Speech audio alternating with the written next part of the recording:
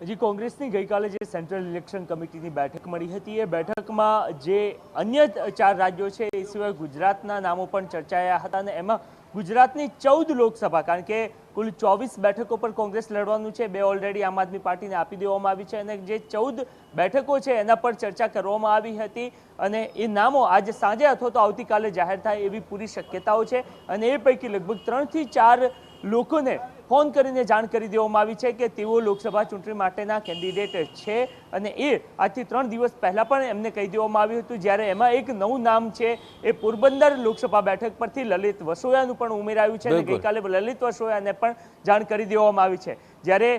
અન્ય વાત કરવામાં આવે કે કેટલાક સિનિયર નેતાઓ સામે ચાલીને, કારણ કે જેટલા પણ નેતાઓ કે જેઓ કોંગ્રેસ છોડીને ભારતીય જનતા પાર્ટીમાં જઈ રહ્યા છે તેઓ હંમેશા એક આક્ષેપ કરતા હોય છે કે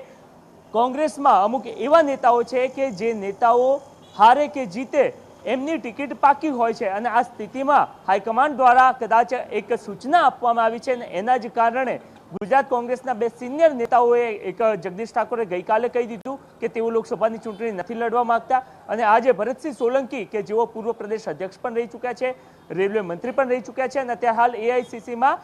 તેઓ ઇન્ચાર્જ છે અને એ સ્થિતિમાં એમના દ્વારા પણ ટ્વીટ કરીને કહી દેવામાં આવ્યું છે કે તેઓ લોકસભાની ચૂંટણી લડવા નથી માંગતા અને આ જ પ્રકારે મધ્યપ્રદેશમાં પણ 2 સિનિયર નેતાઓને કહી દેવામાં આવ્યું છે। એટલે કે કોંગ્રેસ એક અલગ બદલાવમાંથી આગળ વધતી જોવા મળી રહી છે। જે સિનિયર નેતાઓ કે જેઓ હારતા હોવા છતાં પણ એમને વારંવાર ટિકિટ આપવાના બદલે એક નવા પ્રયોગ કરવાના મૂડમાં કોંગ્રેસ છે અને એના જ કારણે આ પ્રકારે 2 સિનિયર નેતાઓ કે જેઓ ગુજરાત કોંગ્રેસના પૂર્વ પ્રદેશ અધ્યક્ષ રહી રહ્યા છે એ બંને સિનિયર નેતાઓએ ના કહી દીધી છે કે તેઓ લોકસભાની ચૂંટણી લડવા નથી માંગતા।